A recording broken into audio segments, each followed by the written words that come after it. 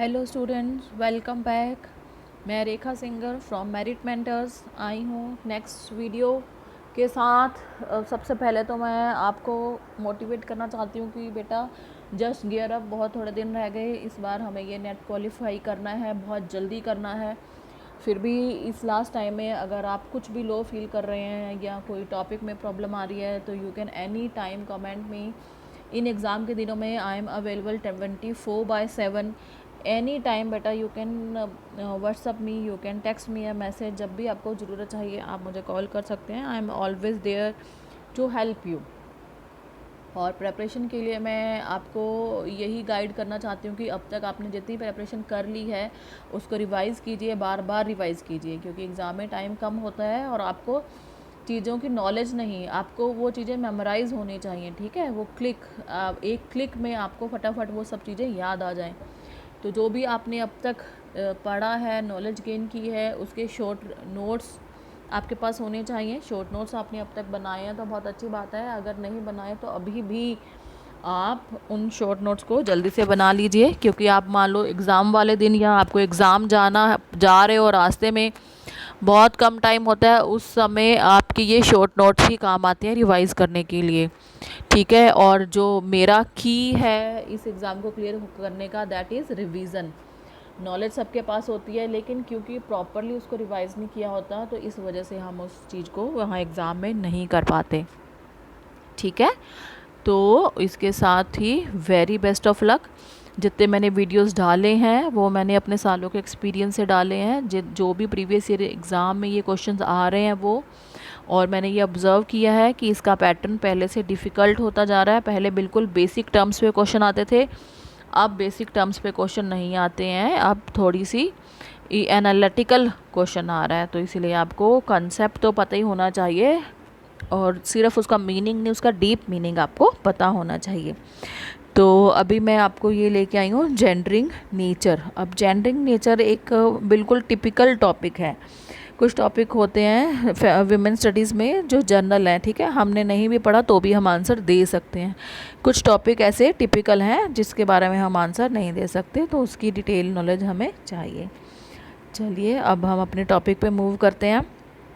जैसे मैंने अभी आपको बताया, हमारा टॉपिक है जेंडरिंग नेचर।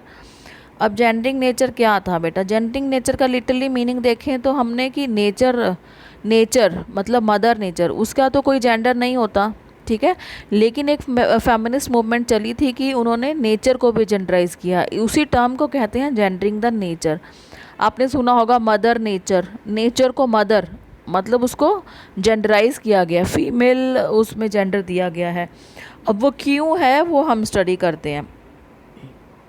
देखिए, इको फेमिनिस्ट जब चली थी मूवमेंट, उन्होंने क्या अपना थियरी दिया था? उन्होंने बोला है कि कैपिटलिज्म, जो कैपिटलिज्म है,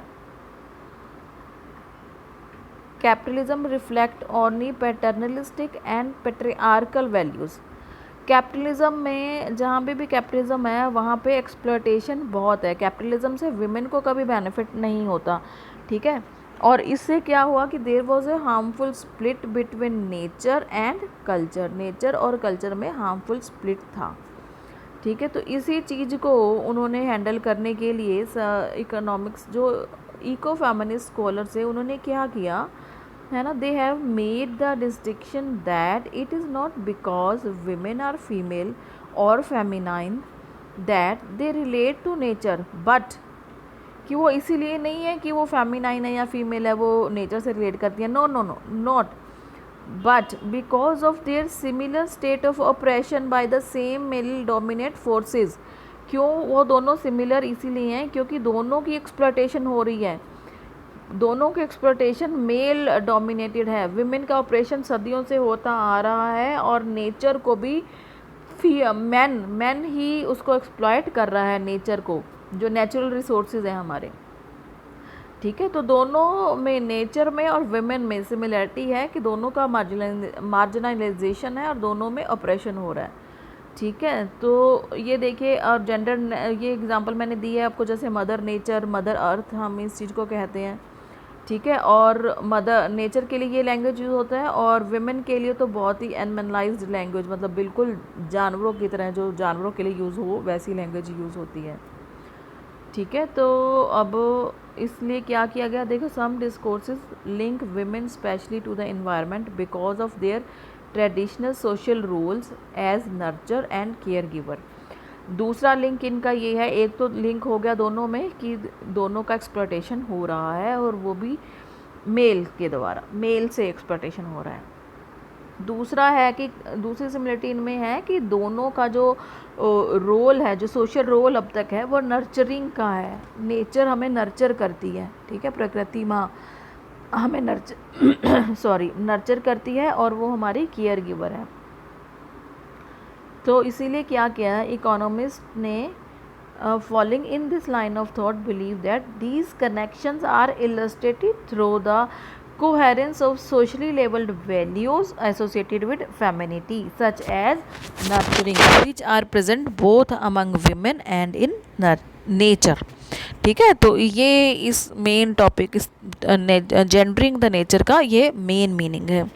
अब फिर हम वही इनके फेमिनिस्ट देखते हैं कि कौन कौन थे। देखिए, इसकी इको फेमिनिस्ट फेमस अभी मैं आपको बता के चुकी हूँ कौन थी, इकोनॉमिस्ट एंड एक्टिविस्ट वंदना शिवा। ये इको फेमिनिज्म में भी हमने यही किया था। इको फेमिनिस्ट फेमस है वंदना शिवा। उन्होंने क्या लिखा है, देखिए, women has a special connection to the environment through their daily interactions and that this connection has been underestimated. अब ये क्वेश्चन भी बेटा आ जाते हैं कि ये यहाँ से आपको दे देंगे कॉमास में डाल के कि विमेन हैज़, और यहाँ तक ये किसने बोला था। ठीक है। तो जो स्पेशल कोट्स हैं बेटा ऑथर के, उनको अपने एक बार ध्यान से देखना है, एग्ज़ाम में ये क्वेश्चन आए हुए हैं। According to Shiva, women in subsistence economies who produce wealth in partnership with nature has been experts in their own right of holistic and ecological knowledge of nature's process। उनका ये कहना है कि जो सब्सिटेंस इकोनॉमीज़ हैं, मतलब वो इकोनॉमीज़ जो नेचर पे डिपेंड करती हैं, जैसे एग्रीकल्चर पे ज़्यादा डिपेंड करती हैं, जो नेचर पे डिपेंड करती हैं, ठीक है, वहाँ पे जो उनका होलिस्टिक और इकोलॉजिकल नॉलेज है ना नेचर के प्रोसेस का, वो विमेन के साथ है। She makes the point that these alternative modes of knowing, which are oriented to social benefits and sustenance needs, are not recognized by the capitalist reductionist paradigm। तो बेटा ये हम अभी भी करके चुके हैं कि ये जो कैपिटलिस्ट और रिडक्शनिस्ट पैराडिम है, उसमें विमेन का एक्सप्लॉयटेशन है, उसमें ये सारी नीड्स फुलफिल नहीं होती, because it fails to perceive the interconnectedness of nature or connection of women's life, work and knowledge with the creation of wealth। क्योंकि वो विमेन का रोल आइडेंटिफाई अच्छे से नहीं कर पाते, उनकी लाइफ, उनके वर्क, उनके नॉलेज, क्रिएशन ऑफ वेल्थ में वो आइडेंटिफाई नहीं कर पाते। Shiva blames that failure in western patriarchal society of development and progress. ठीक है, यही रीज़न था कि वेस्टर्न पेट्रियार्कल सोसाइटी की उनके जो परसेप्शन का। अब according to Shiva, patriarchy has labelled women, nature and other groups not growing in economy as unproductive. ठीक है, तो उनको अनप्रोडक्टिव क्लेम कर दिया गया। तो ये टॉपिक इतना ही है बेटा। जेंडरिंग नेचर का आपको मीनिंग क्लियर होना चाहिए कि उसका मतलब क्या है, उसका जो बेसिक स्ट्रक्चर है, उसका जो नेचर की जो जेंडरिंग है वो फीमेल से कंपैरिजन किया गया। क्यों किया गया? क्योंकि दोनों का एक्सप्लॉयटेशन हो रहा है, दोनों में सिमिलरिटी है, विमेन और नेचर के बीच सोशल रोल्स के में काफ़ी कनेक्शन है। और इस डायरेक्शन में जो फेमस फेमिनिस्ट हैं वो हैं वंदना शिवा। ओके बच्चों, बाय, बेस्ट ऑफ लक।